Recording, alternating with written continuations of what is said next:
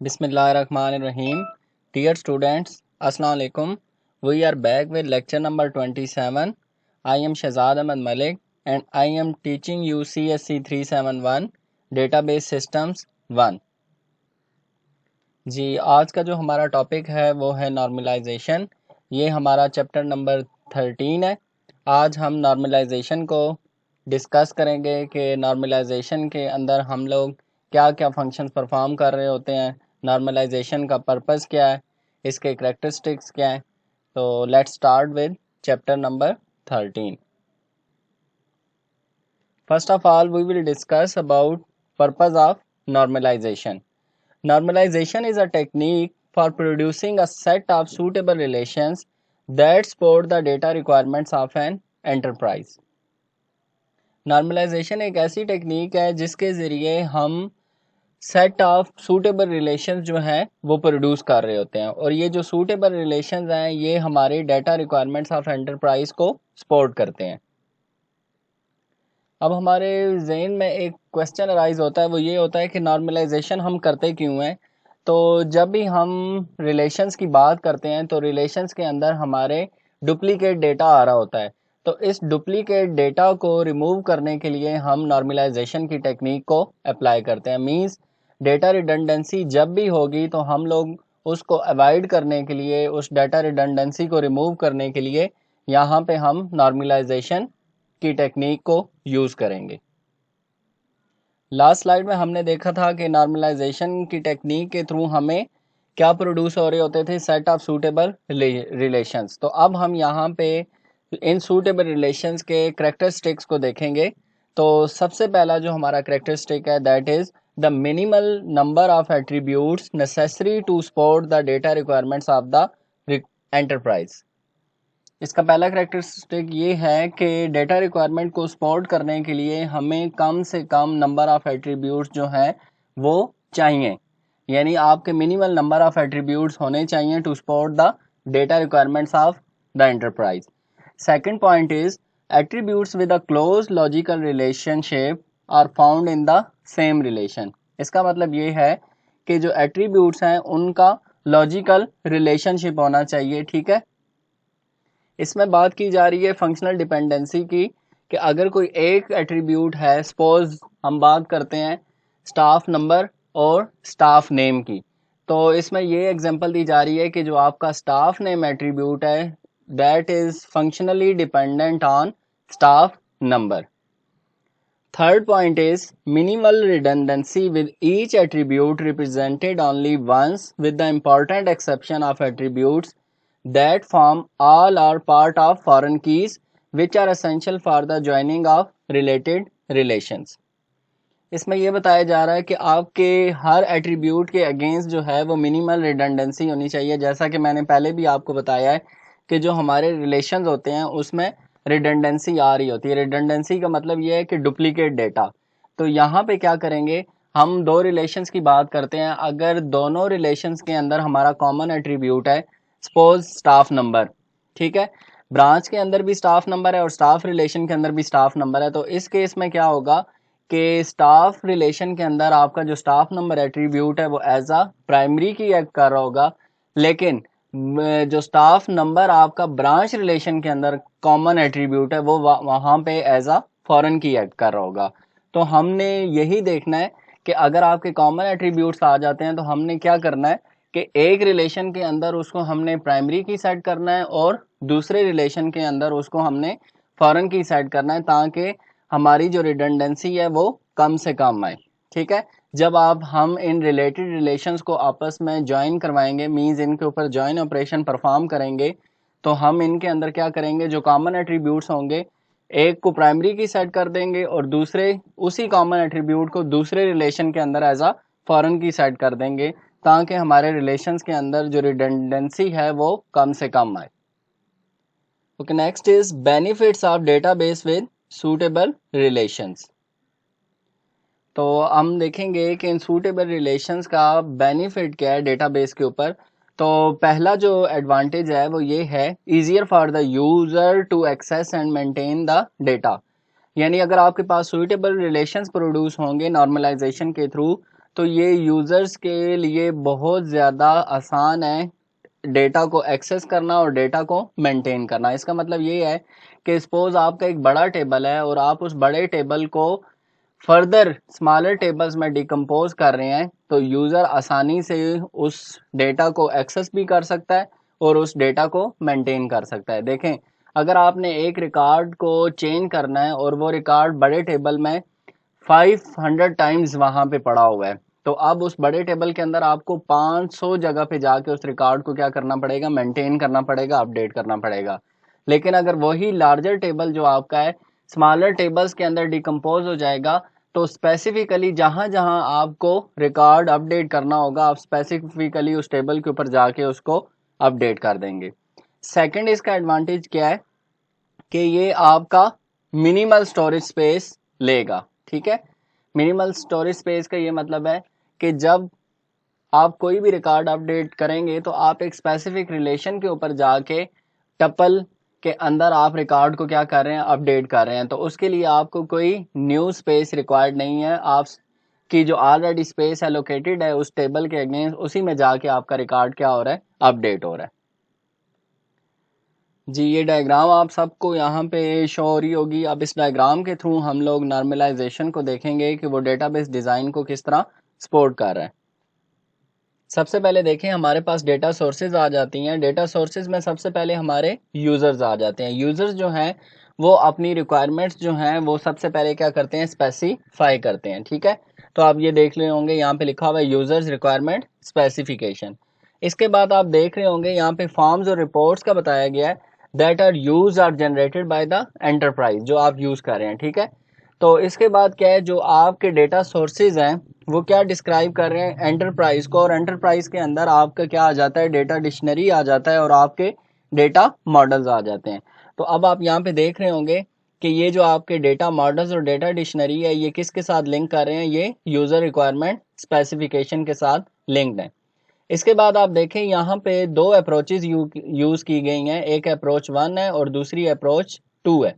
सबसे पहले अगर हम इधर देखें डेटा सोर्सेज, तो यहाँ पे आपकी टॉप डाउन अप्रोच यूज़ की गई है और टॉप डाउन अप्रोच के अंदर हम लोग ER मॉडलिंग को यूज़ करते हैं, यानी एंटिटी रिलेशनशिप मॉडल को। और यहाँ पे देखें आपके set of well design relations आ चुके हैं। इसी तरह अब हम देखें कि जब हम टॉप डाउन अप्रोच यूज़ करेंगे तो आपका जो ER मॉडल है वो मैप्ड हो जाएगा into a set of relations. तो आपको यहाँ पे क्या मिले हैं, set of well design relation. अब देखें डेटा सोर्सेज के अगेंस्ट हमारे पास यहाँ पे अप्रोच 1 है। तो अप्रोच 1 में हमारी बॉटम अप टेक्निक है और इसमें हम लोग जो नॉर्मलाइजेशन यूज़ कर रहे हैं to create set of relations. ठीक है, यानी हम लोग बॉटम अप टेक्निक यूज़ कर रहे हैं। तो बॉटम अप में क्या होगा कि आपकी अप्रोच 1 यूज़ होगी और इसके अगेंस्ट आपको क्या मिल रहे हैं, set of well organise relation और वेल डिज़ाइन रिलेशन मिल रहे हैं।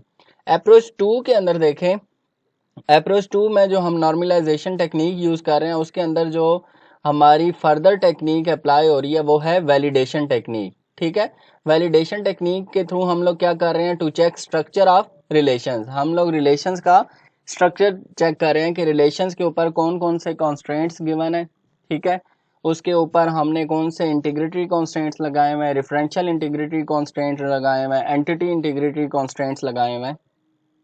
इन चीज़ों को हम यहाँ पे क्या कर रहे हैं, वैलिडेट कर रहे हैं। मींस हम लोग देख रहे हैं कि जो हमारे रिलेशंस बन रहे हैं वो यूज़र की रिक्वायरमेंट्स को स्पेसिफाई कर रहे हैं सही तरीके से या नहीं कर रहे। मींस यूज़र की रिक्वायरमेंट्स फुलफिल हो रही हैं या नहीं हो रही। Okay, next one is data redundancy and update anomalies.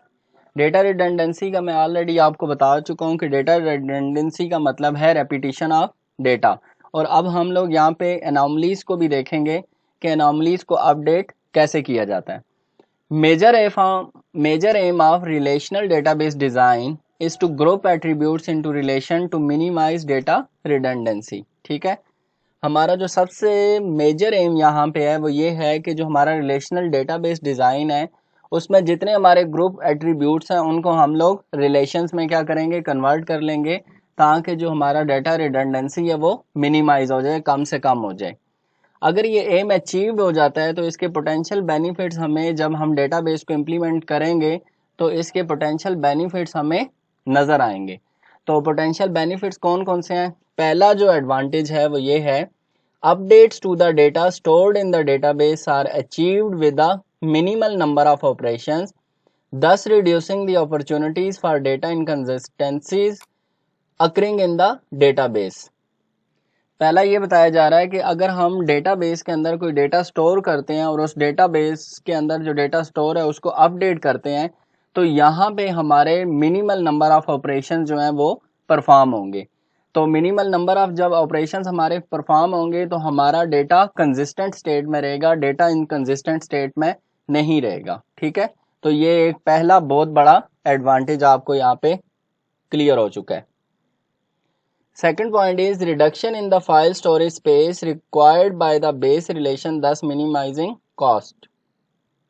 अब जब डेटा को आप अपडेट कर रहे हैं तो आप उसी रिलेशन के अंदर ही अपडेट कर रहे हैं, आप उसके लिए कोई न्यू रिलेशन क्रिएट नहीं कर रहे, तो उसके लिए आपको फाइल स्टोरेज जो है वो उसके लिए ज़्यादा स्पेस रिक्वायर्ड नहीं है, यानी आपको न्यू कोई फाइल बनाने की ज़रूरत नहीं है, आपको क्यों न्यू स्पेस एलोकेट नहीं की जाएगी।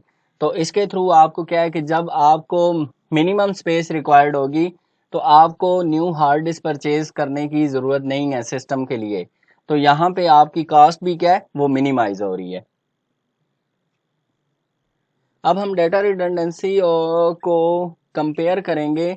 यहाँ पे हम दो रिलेशंस की बात कर रहे हैं, ठीक है, एक हमारा रिलेशन स्टाफ रिलेशन और दूसरा हमारा ब्रांच रिलेशन है। अब हम यहाँ पे क्या करने जा रहे हैं, हम इन दोनों रिलेशंस को कंबाइन कर देंगे। तो जब हम इन दोनों रिलेशंस को आपस में कंबाइन करेंगे तो हमारे पास जो रिलेशन बनेगा वो कहलाएगा स्टाफ ब्रांच रिलेशन। ठीक है, तो the staff branch relation is an alternative format of the staff and branch relation. तो अब आप यहाँ पे देख सकते हैं कि पहले हमारे पास स्टाफ का रिलेशन अलहदा से था जिसमें staff number, staff name, position, salary और ब्रांच नंबर उसके एट्रीब्यूट थे।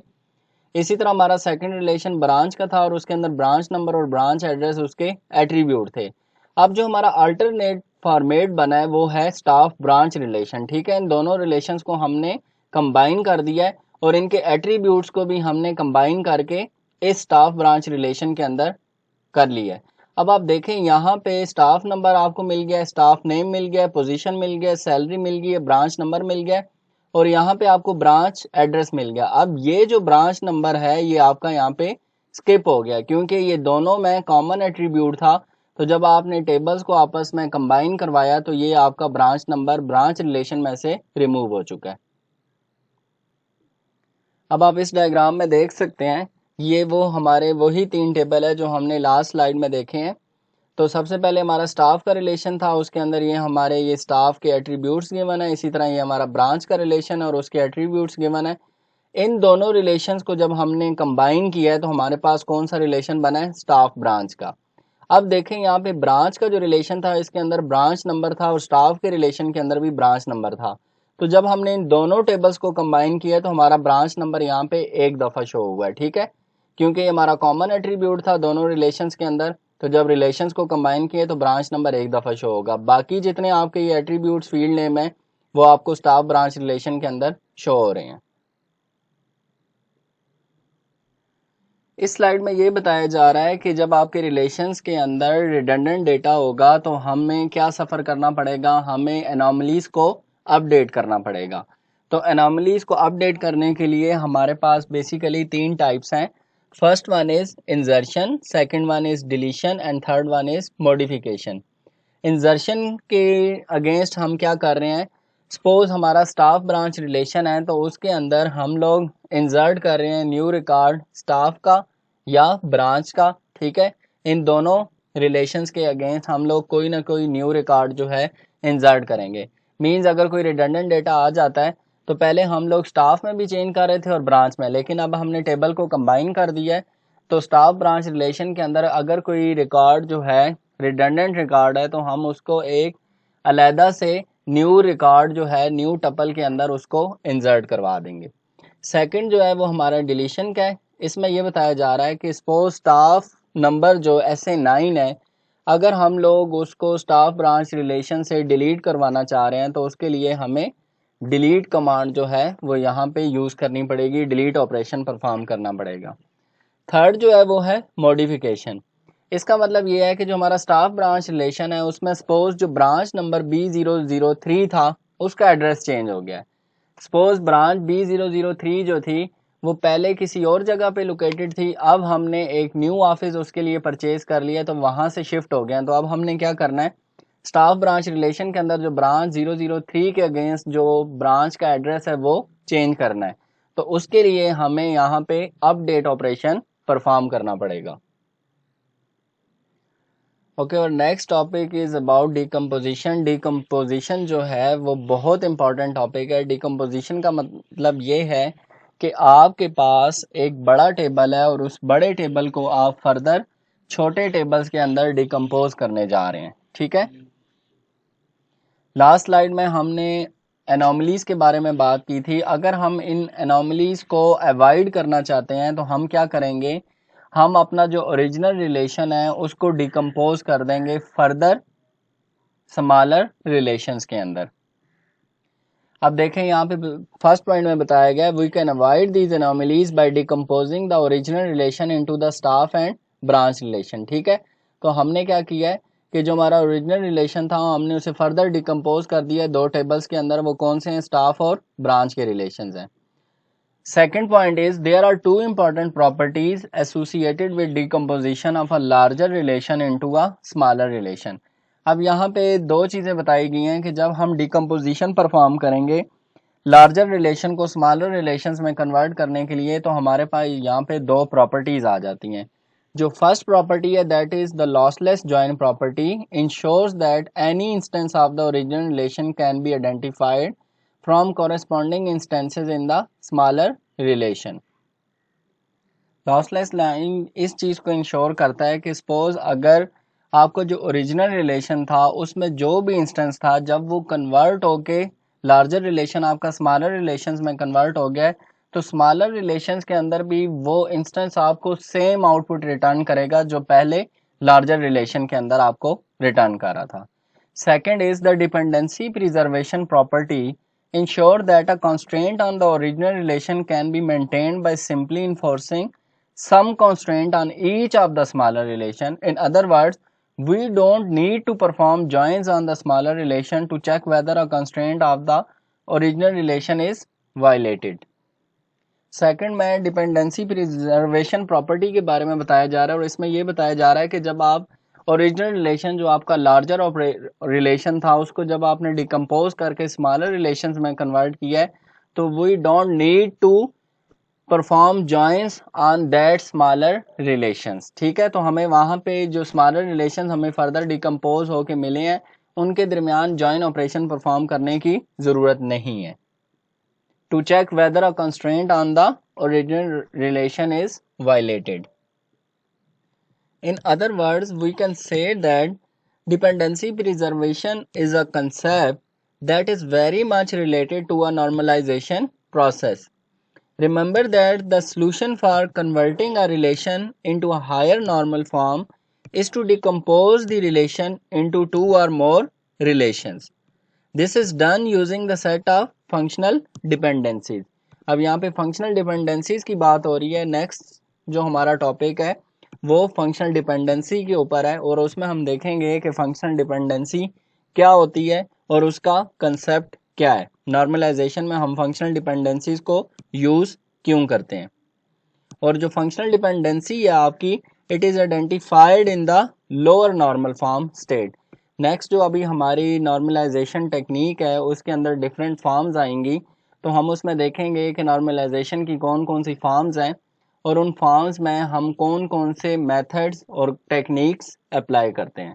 ठीक है, तो आई होप सो अभी तक हमने जितनी चीज़ें की हैं वो आपको क्लियर हो चुकी होंगी। फर्दर कोई आपको क्वेश्चन है, कोई क्यूरी है तो आप ऑनलाइन सेशन के थ्रू मुझसे वो चीज़ पूछ सकते हैं। अभी जो हमारा सेशन 2 स्टार्ट होगा उसके अंदर हम लोग फंक्शनल डिपेंडेंसीज के ऊपर बात करेंगे और देखेंगे कि नॉर्मलाइजेशन प्रोसेस के अंदर फंक्शनल डिपेंडेंसी का क्या रोल है और फर्दर हम देखेंगे कि उसमें फंक्शनल डिपेंडेंसीज किस किस टाइप की होती हैं और उसमें हम फंक्शनल डिपेंडेंसी में क्या क्या चीज़ें सेट कर रहे होते हैं। उसमें पार्शियल फंक्शनल डिपेंडेंसी आ जाएगी, आपकी फुल फंक्शनल डिपेंडेंसी आ जाएगी, ट्रांजिटिव डिपेंडेंसी आ जाएगी।